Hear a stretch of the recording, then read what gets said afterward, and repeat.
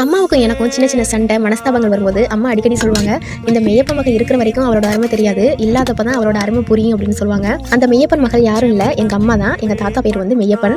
எங்கள் அம்மாவோட அருமை அவங்க இல்லாதப்ப தான் அப்படின்னு இல்லை, அவங்க இருக்கிறப்ப இப்போவே எனக்கு நல்லா புரியும், நல்லா தெரியும். ஆனால் என்ன பண்ணுறது, எவ்வளோ கண்ட்ரோல் பண்ணாலும் மாமியா மருமக கூட தோத்து போயிடுவாங்க. அந்த அளவுக்கு எனக்கும் எங்கள் அம்மாவுக்கும் சண்டை வருது. என்னதான் சண்டை வந்தாலுமே இது வரைக்கும் எங்கள் அம்மாவை யாருக்காகவும் எதுக்காகவும் எந்த ஒரு இடத்துலையும் நான் விட்டு கொடுத்ததே இல்லை, விட்டு கொடுக்கவும் மாட்டேன். கடவுளே என் கண்ணு முன்னாடி வந்து நின்னாலும் நான் கும்பிட மாட்டேன். எங்க அம்மாவை கும்பிட்டுட்டு நீ போ அப்படின்னு கடவுள்கிட்ட சொல்லுவேன். ஏன்னா என்னோட எல்லா இக்கட்டான சூழ்நிலைகளும் கூட இருக்குது எங்க அம்மா மட்டும்தான். அப்போ அவங்க தானே என்னோட கடவுள். எனக்கு மட்டும் இல்ல, இந்த உலகத்துல பிறந்த எல்லா ஜீவராசிகளுக்கும் கடவுள் அவங்க அம்மா தான், அப்பாவும் தான். எனக்கு அப்பா இல்ல, அதனால அப்பா அம்மா தெய்வம் இந்த எல்லா இடத்தையும் நான் எங்க அம்மாவுக்கு மட்டும் தான் கொடுப்பேன். முன்னாடி எல்லாம் எனக்கும் எங்க அம்மாவுக்கும் சண்டைனா நோட்ல சாரி அம்மா அப்படின்னு சொல்லிட்டு எழுதி எனக்கு நானே மன்னிப்பு கேட்டுப்பேன். இப்போ உங்ககிட்ட உட்காந்து புலம்பி தள்ளிக்கிட்டு இருக்கேன். எங்க வீட்டுல பாத்தீங்கன்னா எனக்கு சளி பிடிச்சிருக்கணும், எங்க அம்மா கண்ணங்கத்திரிக்க கூட்டு அப்புறம் கீரை தண்டு புளிக்குழம்பு வச்சாங்க. நம்ம மேல உண்மையான அன்பையும் அக்கறையும் காட்டக்கூடியவங்க அம்மா மட்டும்தான்.